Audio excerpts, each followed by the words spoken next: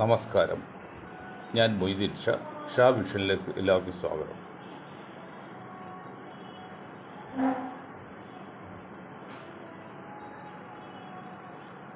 ബഹുമാനിയെ, ഗാന്ധിയുടെ രക്തസാക്ഷി ദിനമാണ്. ആ മഹാത്മാവിൻ്റെ ആത്മാവിന് ഒരിക്കൽ കൂടി നിത്യശാന്തിയും ആദരാഞ്ജലിയും അർപ്പിച്ചു കൊടുത്തു. അതിൽ കോൺഫിഡൻറ്റ് ഗ്രൂപ്പിൻ്റെ ഉടമ CJ ജോയ് ആത്മഹത്യ സ്വന്തം തോക്കിൽ നിന്ന് വെടിവെച്ചു.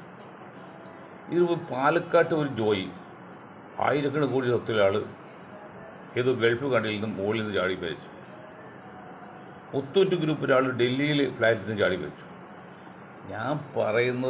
ഞങ്ങൾ പറയുന്നത് എൻ്റെ പൊന്ന് പണക്കാരെ, മരിച്ചവർ മരിച്ച് ഇനി പലരോട് പറഞ്ഞിട്ട് കാര്യമുണ്ടോ? ഇനി ജീവിച്ചിരിക്കുന്ന വിഡ്ഢികളെ സമ്പന്നരെ നിങ്ങൾ കാര്യം മനസ്സിലാക്കുക. ആർക്ക് വേണ്ടി ഈ പാടുപെട്ടുണ്ടാക്കണം? സ്വന്തം ജീവിതം ജീവിച്ചു തീർക്കാൻ പറ്റാത്ത ഒരു കൾച്ചറ്, ഒരു സാമ്പത്തിക ഉന്നമനം എന്തിനു നമുക്ക്? ഇന്ന് കാമുകിയുടെ വീട്ടിൽ നേഴ്സ് പോയി ആത്മഹത്യ ചെയ്തേക്കണം. കാമുകൻ്റെ വീട്ടിൽ ഇത് മനുഷ്യർക്ക് ധാരണ ഇതൊരു 5-6 ജീവിതം ഉണ്ടെന്നാണോ?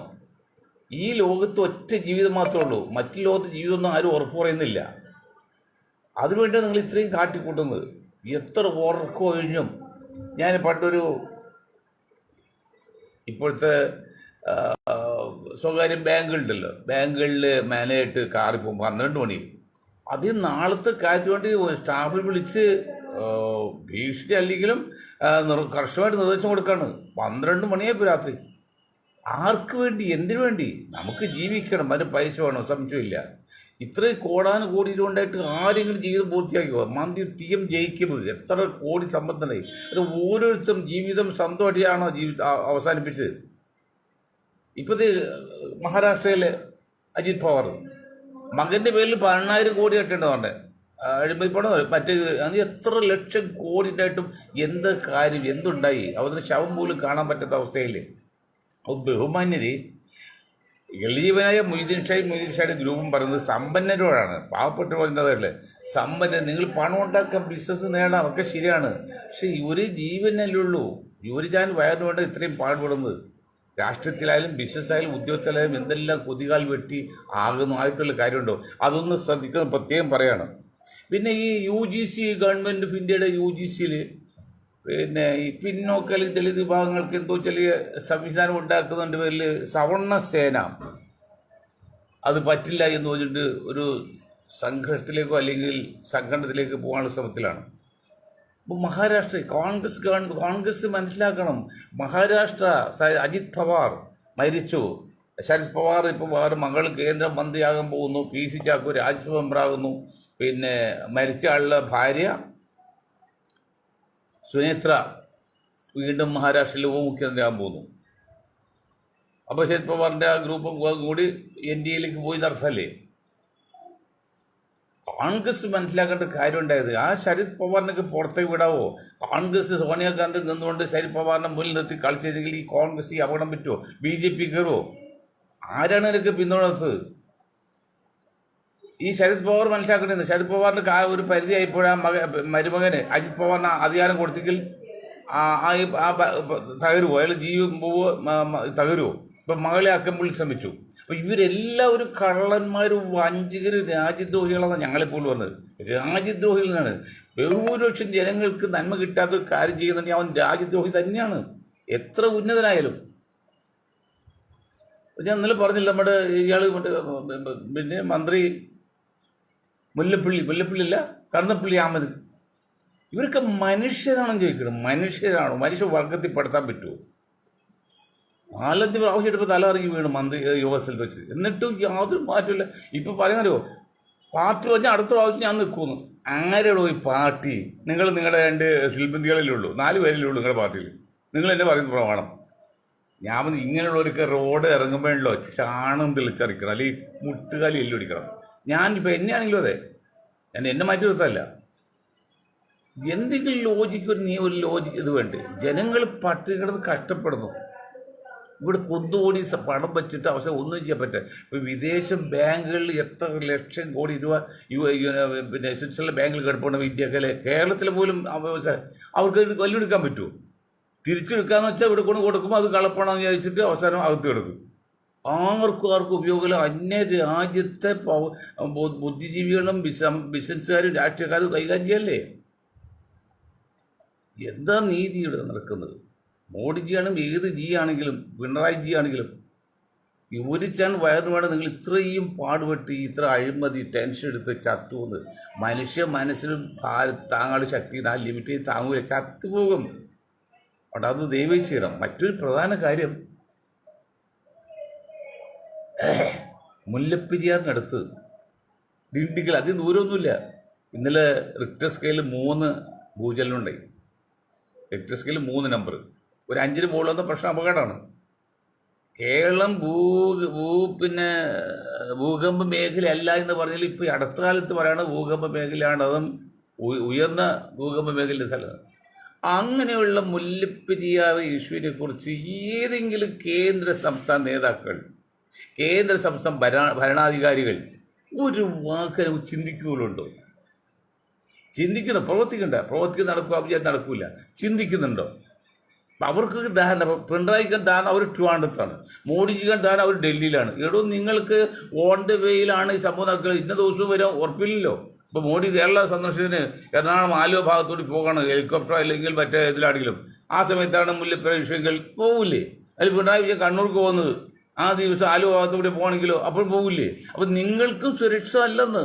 കാരണം ഇത് ഇന്ന ദിവസം പോകുന്ന അറിയുകയാണെങ്കിൽ പിന്നെ പോലീസ് നിർത്തിയിട്ട് ആ ദിവസം യാത്ര ചെയ്യാതിരിക്കാം. ഇതങ്ങനെ മുന്നറിയിപ്പില്ലല്ലോ, എപ്പോഴും സംഭവിക്കാവുന്നല്ലേ ഉള്ളൂ. എന്നിട്ട് ഒരു അനക്കമുണ്ടായോ? മുല്ലപ്പെരിയാർ ഇഷ്യൂ എത്ര നാൾ ഞങ്ങളിപ്പോൾ ഒരു നിരന്തരമായ സമരമൊക്കെ ചെയ്തിട്ടും എന്തെങ്കിലും ഒരു ചർച്ച അങ്ങനെ ഒന്ന് ഉണ്ടായാൽ അതിനെ പ്രതിരോധിക്കാനുള്ള വല്ല സന്നാഹമുണ്ടോ? അത് എങ്ങനെ നമ്മൾ കൈകാര്യം എന്നുള്ളൊരു ആലോചന, ഒരു അന്വേഷണം, ഒരു ചിന്തയെങ്കിലും ഉണ്ടാകണ്ടോ? ഒരക്ഷട്ടാകുന്നില്ല. അപ്പോൾ ഇവരൊക്കെ എന്താ ചെയ്യേണ്ടത്? ഈ ഭരണാധികാരികൾക്ക് നമ്മൾ എന്താ ചെയ്യേണ്ടത്? ഇപ്പോൾ കഴിഞ്ഞ പ്രാവശ്യം സ്റ്റാലിനും പിണറായിയായിട്ടുള്ള ബന്ധം വെച്ച് എന്തെങ്കിലും വേണ്ടി ചെയ്യാൻ സാധ്യതയുണ്ടായത് അതുപോലും ചിന്തിച്ചില്ല. അതിലൊരു ശാശ്വത പരിഹാരം കണ്ടെങ്കിൽ, ശാശ്വത പരിഹാരം ഭൂമിയിലില്ല, ഒരു താൽക്കാലിക പരിഹാരം കണ്ടെങ്കിൽ പിണറായിക്ക് നിങ്ങൾക്ക് മരിച്ചാൽ ലോകം നിങ്ങൾ അംഗീകരിക്കുന്നു.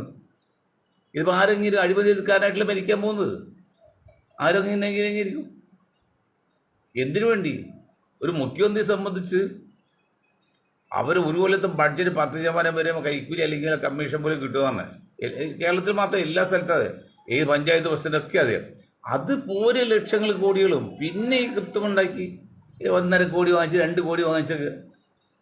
ഇത്രയും ഒരു നെറികെട്ട് വർഗങ്ങളായിപ്പോലെ ഈ രാഷ്ട്രീയ നേതാക്കാരും ഈ സമ്പന്ന ബുദ്ധികളും. എനിക്ക് ആലോചിച്ചിട്ട് ഭയം തോന്നാണ്, പിന്നെ ദേഷ്യ സങ്കടമൊക്കെ വരുന്നുണ്ട്. എന്തിനു വേണ്ടി? നമുക്ക് ജീവിക്കാൻ പൈസ വേണ്ടെന്നില്ല, നടക്കും. അതുപോലെ ഇപ്പോൾ ഏറ്റവും കാലത്ത് അവസാനം പറയുമ്പോൾ കേരളത്തിലെ നിർത്താൻ പോണ് 10-15 മിനിറ്റ് കൊണ്ട് നിർത്താൻ പോണ് കേരളത്തിലെ ഇലക്ഷനാണ്.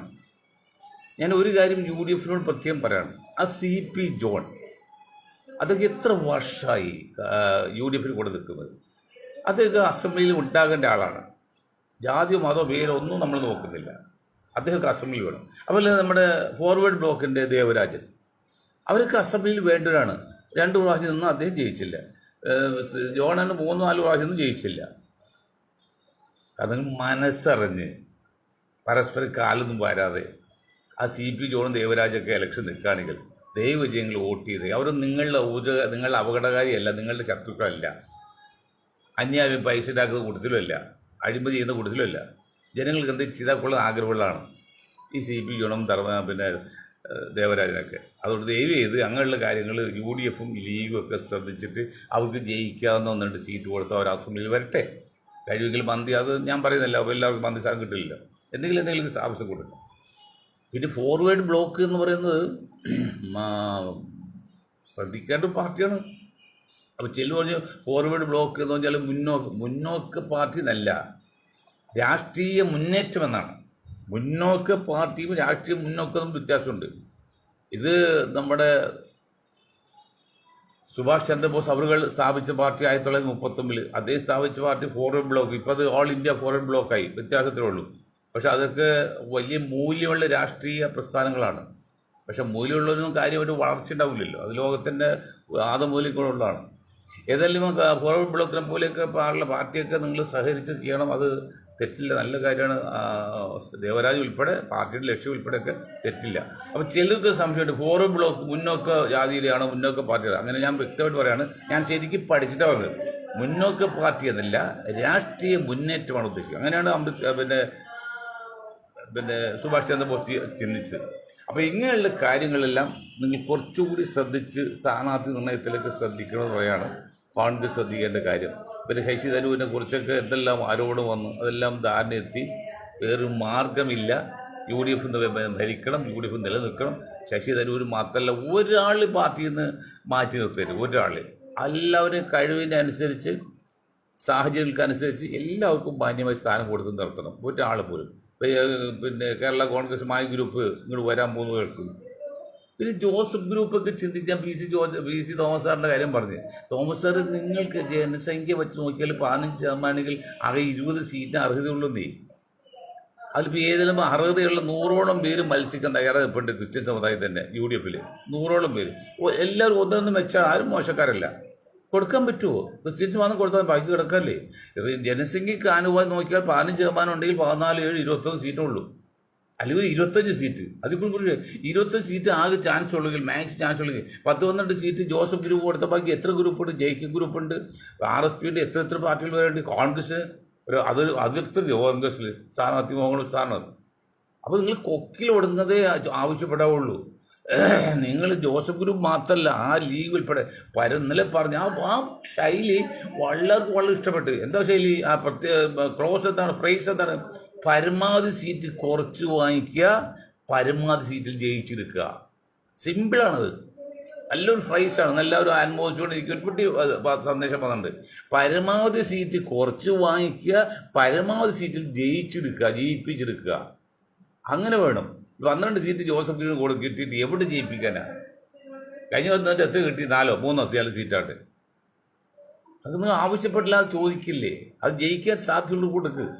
ഞാൻ പറഞ്ഞ ബീഹാറിൽ 100 സീറ്റായിട്ട് കോൺഗ്രസ് ചോദിച്ച് 25 ജയിച്ചോളൂ, 4-1 ജയിച്ചോളൂ, 3 ഭാഗം തോറ്റുപോയി. അതേ സമയത്ത് ഒരു 50-60 സീറ്റ് വാങ്ങിച്ചൊരു 10-30 സീറ്റ് കിട്ടുകയാണെങ്കിൽ ആ ഭരണം ഇന്നും ബീഹാറിലുണ്ടായേനെ. പക്ഷെ അത് ചിന്തിക്കാൻ ബീഹാറിൽ ലാലുവിൻ്റെ മോനോ അല്ലെങ്കിൽ രാജീവ് ഗാന്ധിയുടെ നയിക്കുന്ന പാർട്ടിക്ക് മനസ്സിലായില്ല. ചിലർക്ക് ധാരണയുണ്ട്, കൂടുതൽ സീറ്റ് നമ്മൾ മത്സരിച്ചില്ലെങ്കിൽ നമ്മൾ കൊച്ചാവുന്നത്. അല്ലല്ല, എത്ര സീറ്റിൽ മത്സരിച്ചു എന്നുള്ളതല്ല സുഹൃത്തുക്കളെ, എത്ര സീറ്റ് നിങ്ങൾക്ക് അസംബ്ലിയിലുണ്ട്, എത്ര സീറ്റ് നിങ്ങൾ പാർലമെൻറ്റ്, അതാണ് കപ്പാസിറ്റി എണ്ണം നോക്കുന്നത്. അതൊക്കെ BJP ചിന്തിക്കുന്നത്. ഒരു വോട്ട് ജയിച്ചാലും മതി, BJP അങ്ങനെ ചിന്തിക്കുന്നത്. പക്ഷെ കോൺഗ്രസിൻ്റെ ചിന്തയൊക്കെ പലതും അങ്ങനെയൊക്കെ അല്ല എന്നുണ്ടെങ്കിൽ അത് മാറ്റണമെന്ന് പറഞ്ഞുകൊണ്ട് കാലങ്ങൾക്ക് അനുസൃതമായ മാറ്റങ്ങളിൽ വിധേയമായി എല്ലാ കാലവും ഭംഗിയായി നടക്കണമെന്ന് പറഞ്ഞുകൊണ്ടും ഞാൻ എൻ്റെ വാക്കുകൾ നിർത്താൻ നിൽക്കും. ഒരായി നന്ദി. ജയ് ഹിന്ദ്.